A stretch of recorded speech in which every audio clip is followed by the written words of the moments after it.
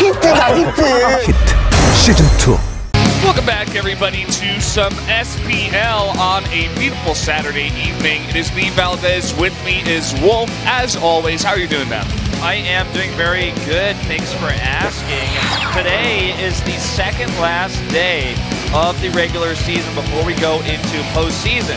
So just keep that in mind here.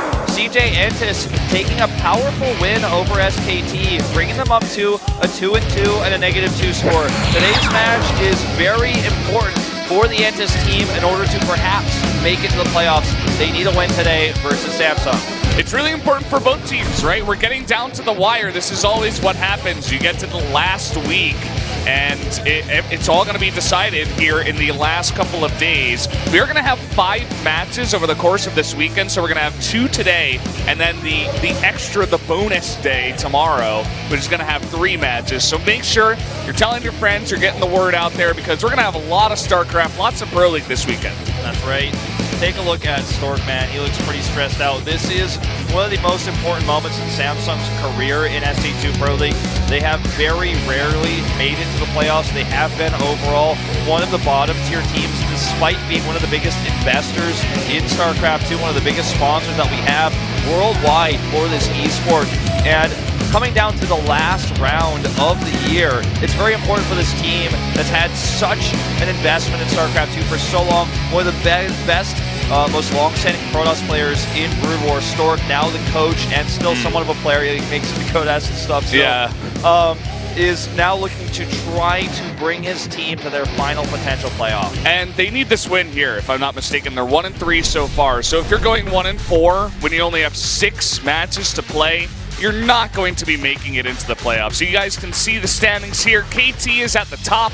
Generic Green Wings in 2nd place so far. But then after that, it's kind of like everybody's in the drawing right now for these last couple of spots here. Exactly, because we could have a potential situation where everyone is tied because of the settings that we have right now. Of course, the top 2 teams have already advanced, and they will go through no matter what Dinner and KT Rolster.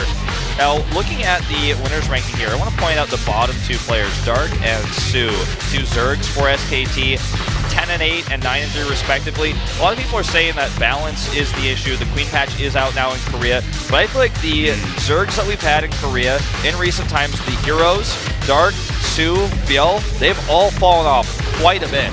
And this is just an issue of the other races, players individually are performing better. That's my opinion on the situation here. I would definitely agree with you. I mean, it's kind of, I wouldn't say it's common knowledge, but there seems to be an overall general feeling that Zerg was a little bit underpowered, which is why we did get that buff, right? So we'll see if that does help them out. I still definitely agree, though, that these players are not playing to their full potential nowadays. Even someone like Solar, another guy who's had a lot of success in the past. And we're going to have this matchup first, actually, Solar versus ByuL. And when these two walked on stage, Solar had a big smile on his face. He looked really confident. ByuL, he was kind of morose, almost. He was just, I don't know, he looked really nervous coming into this one. And as you were highlighting before, this is a huge match for both of these teams. So the pressure is on. Absolutely. And I think that this is one of the matches that's most important. Both matches tonight absolutely could go to the ace match, but an upset in any of the games, I mean, if you look at it predicting-wise, a lot of people are predicting both matches go to the ace match. And if you look at it, if anything goes wrong for either team outside of what's expected to happen, then that team is just going to lose straight up. And the win is more important than the indicator points. Of course, indicator points will matter a lot once you get into that tie situation later on, but you've got to get the win at least. Yeah, a win here for CJ would put them at 3-2, which is a great spot going in, especially with SKT kind of down there at the bottom, not doing as well. So they're giving up a playoff spot if they don't get their act together here. So there's potential for actually stuff like CJ and Afrika to get through, or, CJ and Samsung, something like that. So it's going to be a really interesting end of round 3 we got coming over here. Solar has been vastly underperforming. Not to say that ByuL hasn't been either, but this result here, this comparison of 16-9, is really, I feel, not indicative of how these two players stack up against each other in a best-of-1 like this. This is not a Life Bank Cup. This is not a Lima League. This is Pro League on the most important match.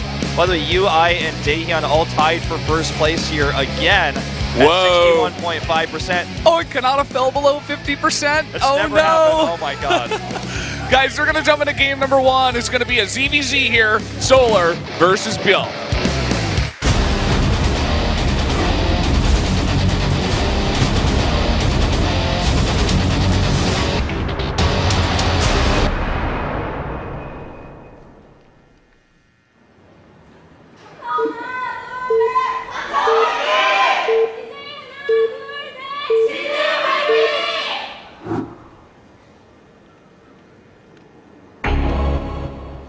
Up here on the top left in the blue from Samsung Galaxy Con, it's Solar. And over here in yellow with a drone cancel, it is ByuL going for a 12 pull. Whoa. And making that build decision on the fly. And the Korean comments didn't even catch it, but I heard it, and I looked on your screen. I heard that. It was like the awkward, you know, the pause in between introductions. It was like, yeah, that's a pretty rare thing. Normally, you don't ever want to cancel any Zerg unit. There are some exceptions. This is Kim Juno. This is Heroes under the Win trophy. Yeah. Get the lights up there. Get him on camera. When you pretty modest about it. Yeah, he does. When you cancel a Zerg unit, you lose the larva permanently, so that's the reason why people don't normally do it. Now, this is meta. This is like next level. This is like someone told him what strategy ByuL was going to do, and he's just like blind countering it. Wow, unless he's going to go double hatch, which would be crazy risky, and which would cause him to lose the game. Well, he's thinking about it for sure. Still no pull, and he's got another drone down there. Way. This is just going to be a build order win straight up. And what a terrible way. You can see the faces of Samsung right now. Stork over there is just like, oh no. Well, why did this have to happen like this? He added 2 more drones. This game is over, okay? Let's talk about game 2. Yeah, I mean, it sounds harsh, but it's totally true. He's going gas even. He's going gas, and I think he's going to even build spine crawlers. Yeah. Because, I mean, you've already got a drone over here. You're sending another one. Look at this. He could even put it between the spawning pool and the hatchery. If those drones, or if those eggs move out of the way, you could do that and get, like, minimum surface area. He probably wants to make it within range of that the spawning pool, because if he kills that, he wins the game. You can make it on the edge and kind of protect it, force the drones to come further off. But make no mistake, this is basically impossible to hold. I would bet my life. Yeah. Look at how late this pool is. There's already 6 lings in the main. He's not making a spine, surprisingly. Don't forget, though, there are a lot of drones. I know it sounds really silly, but there are a lot of drones here. He needs to wait for his banelings before he can really hard engage this. Yeah, he could just poke a little bit here, and that's exactly what he's doing. There we go with the spines. Was waiting to see when he was going to throw those down. And now Solar's freaking out. He needs to hold this. He's going to pull all the drones right here, the banelings! Yeah, and I think that was just a suicide move of almost like, all right, you got me. And there you go. That's what it looks like, man. I mean, they're dancing the Zerglings. Get out. GG. That's it. What a way to start off game number 1 here. And the series, ByuL taking a build order win. And that was on the fly, too. He canceled the drone. He's like, no, actually, I'm just going to do this. I think he's going to go greed. And then Solar went for the greediest build that you can possibly do, which is double hats before pool, and then 2 drones and the gas, I believe he took. Yeah. So he was just going full-out greed mode, and ByuL just snatched that game away from him. If he went for the hatchery at the 3rd base, which I originally predicted, and then just made a spawning pool, he might have been able to buy enough time to hold there, and then he saves his hatchery, and it's kind of like, if ByuL doesn't, or, you know, if ByuL doesn't scout it, you know, he can't actually punish that.